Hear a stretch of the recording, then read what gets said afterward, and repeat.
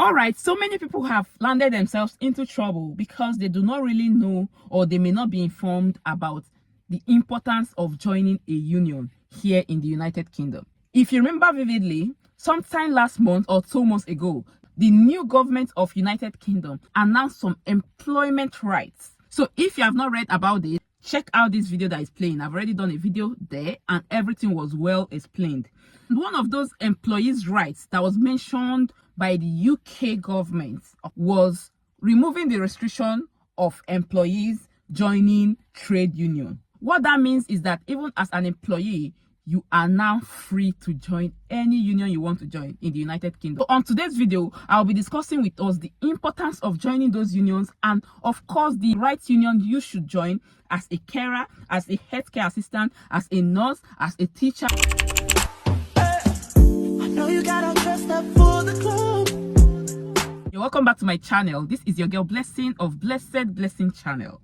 On this channel, I film content on how you can migrate to the United Kingdom. Like, I bring out informations that will make your transition to the United Kingdom as smooth as possible. So if this interests you, please consider subscribing to the channel, and also do not forget to hit on that notification bell so you get notified anytime I upload new videos. To my returning subscribers, thank you guys for always coming back to watch my videos. You are so amazing. Thank you. There have been so many incidences of carers, especially carers, okay, being neglected in their place of work. You may actually get yourself into trouble, but it's quite important to join a union as a worker, okay, in the United Kingdom, especially if you are a foreigner, okay. I'm not saying that Brits should not join the union, but then I think the importance is of high advantage to, you know, to foreigners. On this video, I'll be telling you guys different unions that you should join that may likely help you when you run into trouble, and basically 3 reasons why you should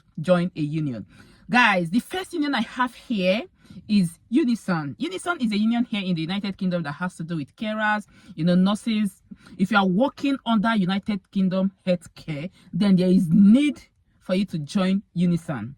This is not a sponsored video, but then I feel it's one of those top unions, okay. What are the reasons why you should join Unison? First, guys, legal help, okay. If you get yourself into trouble, they are going to help you. Like, they will send a representative, okay, with you. If you have been called for a hearing, they will be there to speak for you, meaning that you may not necessarily get a lawyer. Even if you are getting a lawyer, okay, they can actually represent you. And there are some hearings that they may actually call you, and then you are like, oh, what's the right thing to say? You don't really know what to say. That will not even get into trouble the more. So these people will be there to help you on legal issues, legal matters. Then secondly, they can be of financial assistance to you, okay. If you are running out of cash, you needed something, you need someone to borrow money from, I think the union will be there to help you. Then thirdly, compensation. They have a way of doing compensations to their members. And then if you are bereaved, I think they have some amount of money that they can, you know, they can contribute to help. Or you just received a baby in your home, or probably you just have something to celebrate. I think they have a way of compensating, they have a way of contributing, okay, you know, just like every other union, okay. But the most important thing, guys, is that they are there to speak for you. If you are treated with negligence in your place of work, see guys, I understand that some jobs are so smooth, some jobs are very good. Like, you go to work every day, you feel relaxed because you have the right people in place, you have the right, you know, supervisors, you have the right team members, you have the right people to work with, so you go to work happy and you return back home happy. There are jobs like that. There are still other jobs, like the reversed side of what I just said, okay. You have people going to work and they are crying, oh, I'm going to work again, oh god, I don't know what's going to happen today. And then you get to work, your supervisor is stressing you, people around you, everybody is stressing you, or not just stress relating the work, or you are being harassed sexually, you are being harassed emotionally, you are being harassed whichever way, okay. You are not just happy with that job, or you feel that probably you are treated differently because of the skin color, your skin color, guys. You can actually join that union, and that union will be ready to help you, okay. There are some things, or probably you are not treated fairly when it has to do with salary, or they are not paying. I'm not saying that this is happening, but there are some cases, there are some companies, there are some jobs that you work for like 2-3 months, you're not being paid. They keep telling you, oh, they will not pay the actual date that they agreed on your contract, guys. These are issues. These are reasons why you should join a union. Okay, and then Unison is there to help you. So if you want to access Unison, I think it's good for you to just go online right now, type Unison on your Google, and then it will come up. You see join online, click on it, and then you see the fees. Let me just quickly tell us about the monthly fees that you'll be paying if you are joining Unison. Okay, for Unison, I think it's being categorized according to your salary. Okay, that's your annual salary. If your annual salary is up to £2,000, then you'll be paying £1.30 monthly. Then if it's up to £5,000 annually, then you'll be paying £3.50 monthly. If it's like £8,000 annually, you'll be paying £5.30 monthly. Then if it's about £11,000, up to £11,000, you'll be paying £6.60 monthly.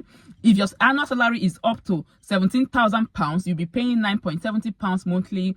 If it's up to £20,000, you'll be paying £11.50 monthly. If it's up to £25,000 annually, your salary, then you should be paying £14 monthly. And then if it's up to £30,000, you should be paying £17.25 monthly. If it's up to £35,000, you should be paying £20.30 monthly. And then if it's over £35,000, the cap there is £22.50 monthly. Guys, you can see it's very reasonable, to be honest. Yeah, so if paying about £20, I just want to pick the highest. Okay, if it's about paying like £22.50 annually for people earning up to £35,000 and above, okay, then guys, I think it's really worth it. Okay, because this money is nothing compared to when you are into trouble. See, there are some incidences that you would experience in your place of work, and you will wish if you had joined a union earlier. See, let me tell you guys this. There was something that happened. I read it online though. Someone in the place of work, a carer, just like us, those of us doing healthcare job, okay, please, you have to draw the boundaries. They have this course that they call professional boundaries. If you have not done it, please go back and do it. I tell you, it will tell you how to draw the boundary between yourself and your customers, your clients, your service users, like people that you are working with or people that you work for. Okay, see, it has a way of telling on your professionalism. Yeah, it has a way of telling on even your skills. What I'm trying to say is that you should not go to work and then pass that boundary. There should be a boundary, professional boundaries. Okay, in as much as you are being smart, you are being cheerful, you know how to do your work, you are being polite with your customers, okay, and you are there to support them emotionally, you are giving emotional support to them. Guys, trust me, if that boundary is not there, you are going to land yourself into trouble. Because as you see them, they smile with you. Remember that some of them have dementia, some of them have autism, some of them do not really know what they are doing. That is the truth. And honestly, I actually sympathize with them. In as much as these people are polite, they smile, they come closer to you. Remember, like I said, some of them have dementia, some of them have schizophrenia, some of them, they do not really know what they are doing. They have mental health issue. So they can actually turn the table around, and then you see yourself in the middle of the table or underneath the table. Trust me. Because sometimes when you don't tend to draw that boundaries, you see yourself being over familiarized with your customers, with your clients, with your service users, okay? And then you see yourself discussing things that you're not supposed to discuss. You see yourself discussing privacy, like things that's supposed to be your own business, things that do not really concern them. I'm not talking about you discussing other people, because professionally you should know that that's not right. But there are some times that you may likely go into conversations, and then probably they are telling you about their own family. Oh, my family is this, I have a daughter, I have a son. And then you too, you said, I have a son, I have a daughter. And from there you said, discussing more about yourself. At the end of the day, guys, you may likely land yourself into trouble, just like what happened to this person I was reading about on internet. See what happened. She was very familiarized with one of her customers, clients, her service user. It depends on what you call them in your place of work. Okay. And then, unfortunately, she had already told this person that she had children and she's a single mother. She's struggling. She's trying to cope. And that's why she's coming to work almost every day. And, you know, just conversation leading to conversation. And she says picking up. Okay. And then this person came to her and said, oh, So you have children. How many children do you have? And you do not have, a husband. You're a single mother. And that service is actually fit for her. And then she was like, oh, there are some days that she will come. She will say, okay, take this, give this to your children, take this. And she will politely decline, okay? See, when you talk about collecting gifts, okay, from your customers or from your service users, every organization have their own policies, okay, policies surrounding that gift, okay? So it's good for you to go back to your policy, your organization policy, and read what it says about collection of gifts. There are some companies that will tell you when you receive a gift, you are meant to report it immediately. Other companies will tell you when you receive these gifts, keep them. Other companies will tell you if you receive up to so and so amount, like if the gift is worth up to £50, £100, or as the case may be, they will state a particular amount limit, okay? That once that gift range within that amount, then you are meant to report it. But if it's below that amount, you can keep it. Like, there are different policies surrounding gift collection. That's why you should go back and read the gift policy, okay, in your own company. I understand that, when we collect this contract, employment contract or handbook, or, employee handbook and all that, we tend to forget easily, or we just append our signature and say, oh, that's it. Guys, you have to read, because the day that the ship is down, trust me, they will quote that policy for you. That's why you should know your company's policy around gifts. So guys, that was what happened to this lady. When she came to work that day, this service user that she's already used to approached her and was like, oh, I got this gift, please, can you give this to your children? Okay, this lady had always declined anytime that this service user offers her gift. She had always said no politely. Thank you so much, I'm okay, thank you. But on this particular day, because the service user mentioned give this to your children, so she felt, oh, that means that she's just caring for my children. What's there? After all, nobody's watching. Okay, she collected the gift and she took the gift home. She didn't declare, she didn't do anything. She took it home and she didn't include that on her logs as well. Okay, do you know what happened? This same service user went around and started telling people, oh, I gave so and so person this gift, okay, because that gift was supposed to be meant for that service user. I think it's something very special, okay, that is supposed to be for that service user. So when the company was like, particular thing, we can't find it, asking for the whereabouts of that thing, this service user now mentioned, I gave it to Blessing, for instance, not me, I'm just saying it, okay.